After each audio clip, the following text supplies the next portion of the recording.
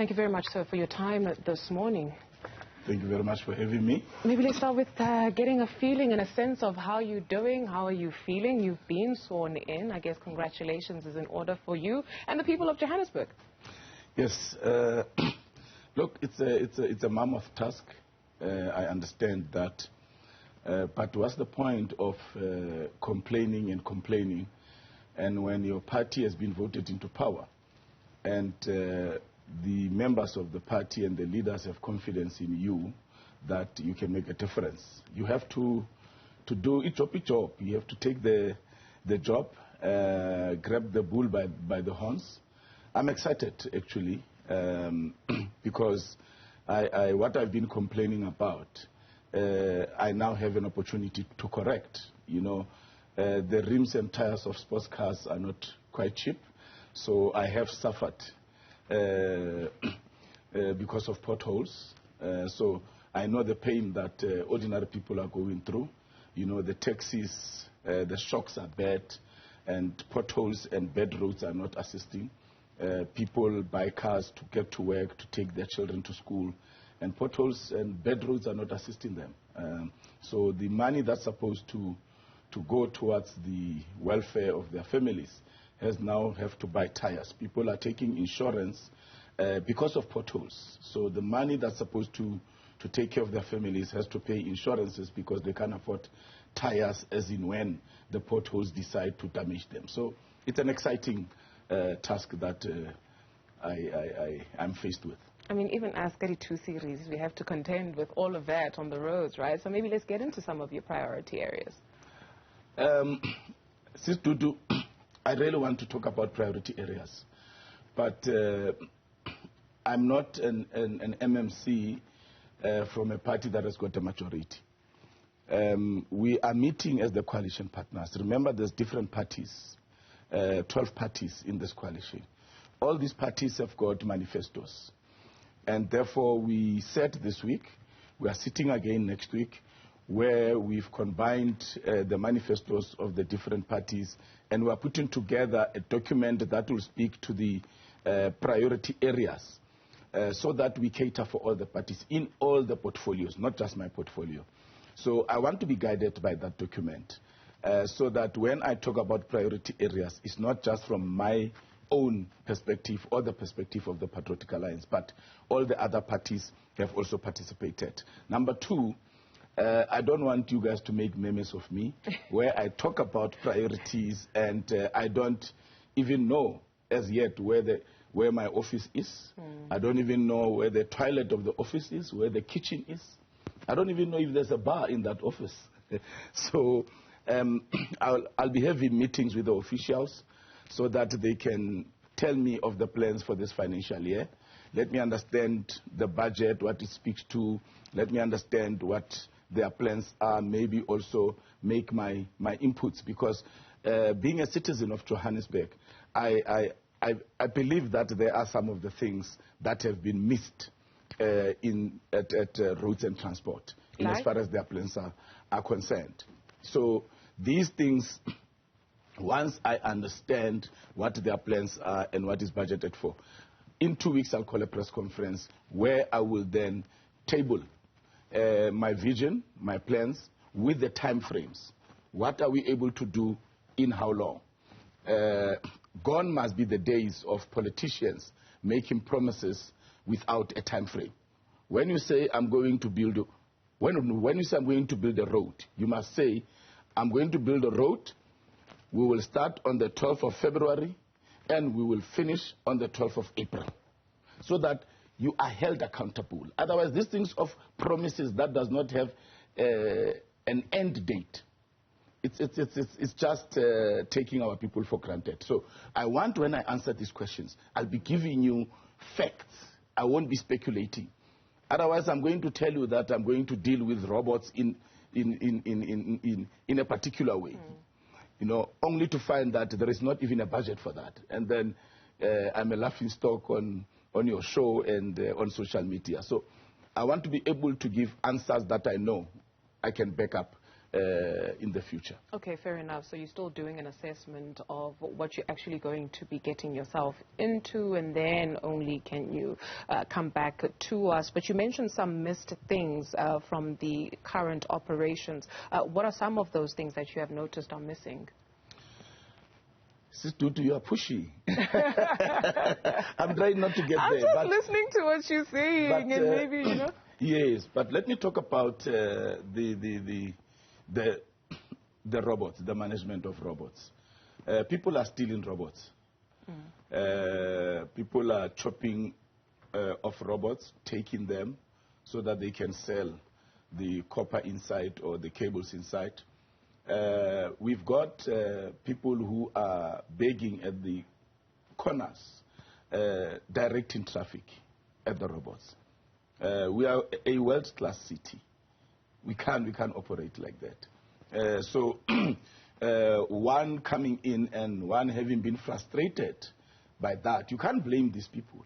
They are there and they see a crisis and they are coming in. So one must then say, what is it that the MMC is going to do? So, and I haven't seen any, this thing has been going on for months, if not years, and I haven't seen any interventions from this portfolio. So just but one example that I want to make.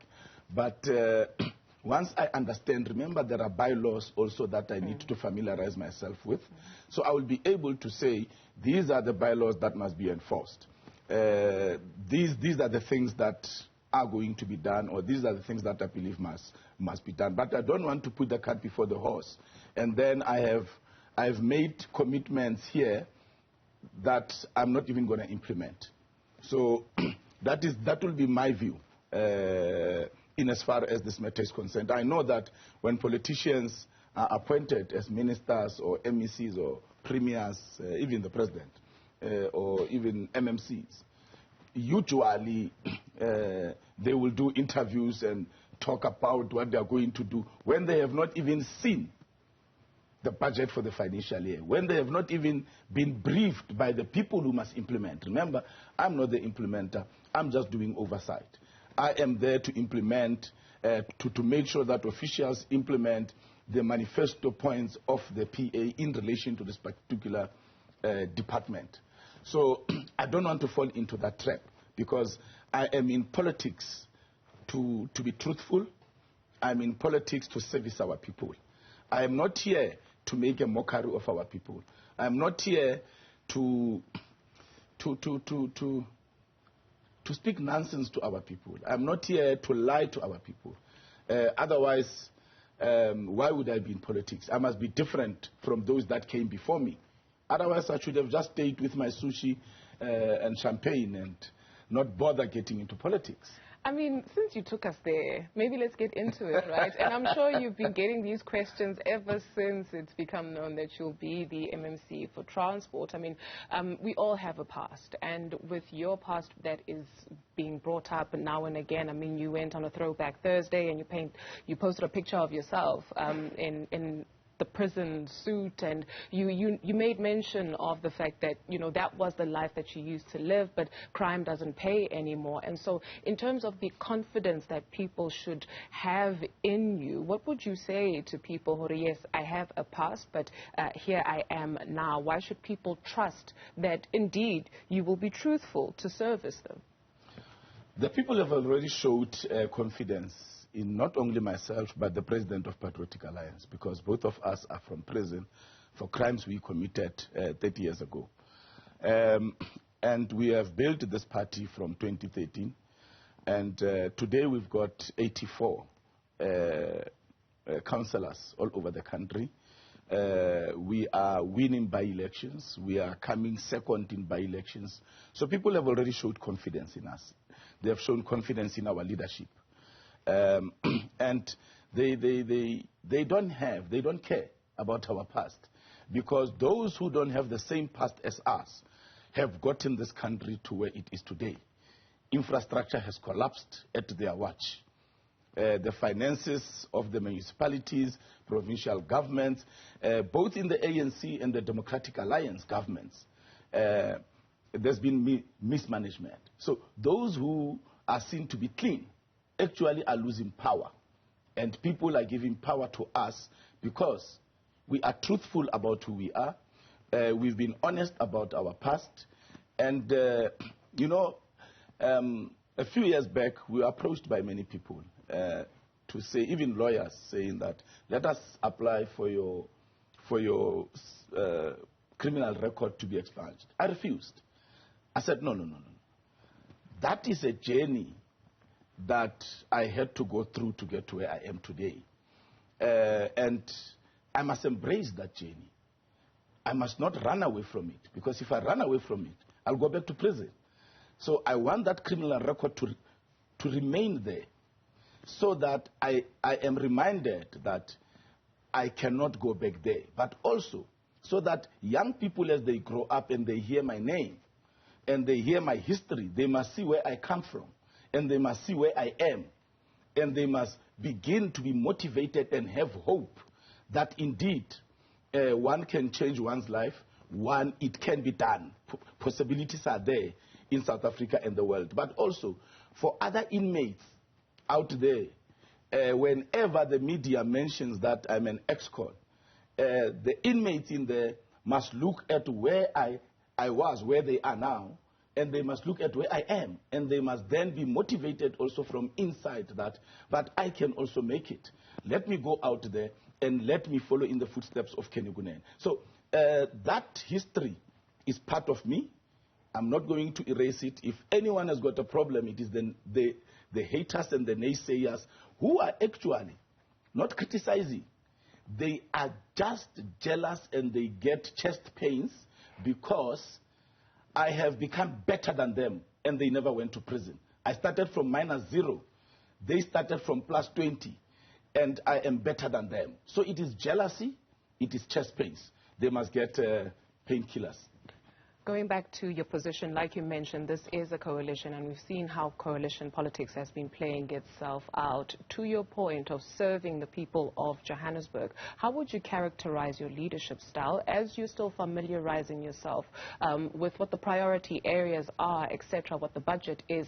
How would you characterize your leadership style, especially given that it's not just your party, the Patriotic Alliance, that is in this? You are the first person to ask me that question. It's a brilliant question. I'm a businessman.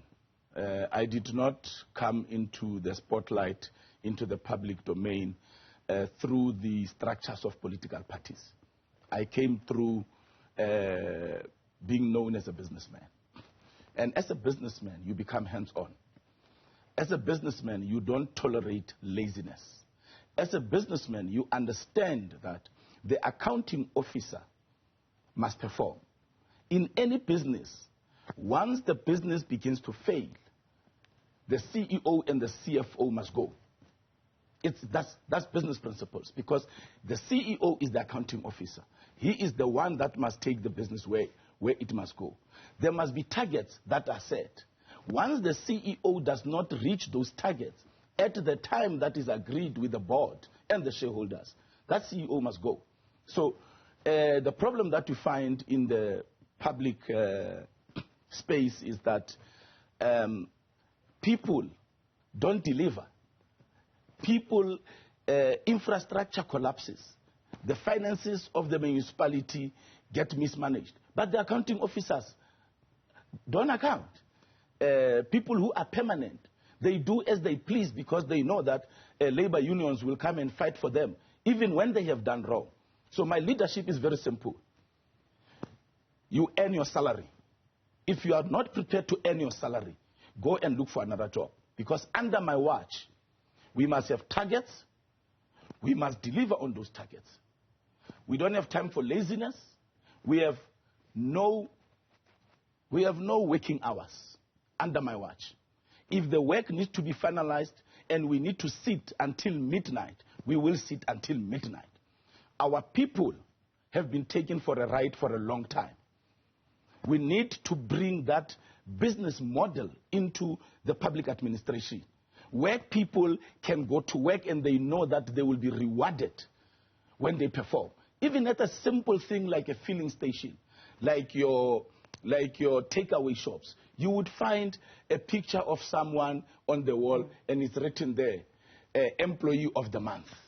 Because this person has worked better than every other person or their colleagues. And that is why they are being recognized. So those simple things must happen. We must bring that. The labor unions must understand that they are not there to protect people who are lazy, to protect people who can't service our people.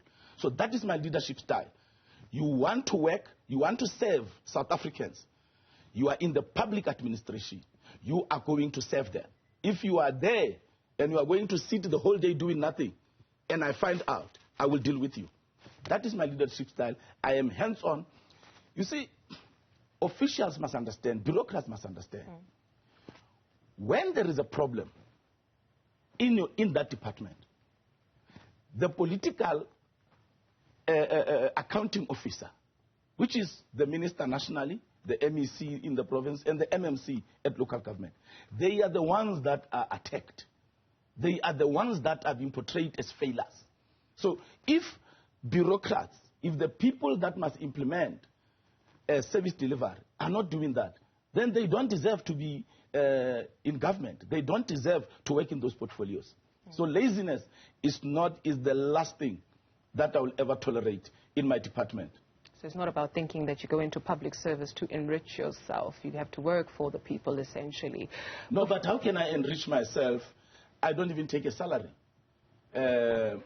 My salary, I was talking to HR, and they said that they have to pay my salary into my account because they can't pay a third party. I have said to my personal assistant, who is my wife, I'm going to give an account.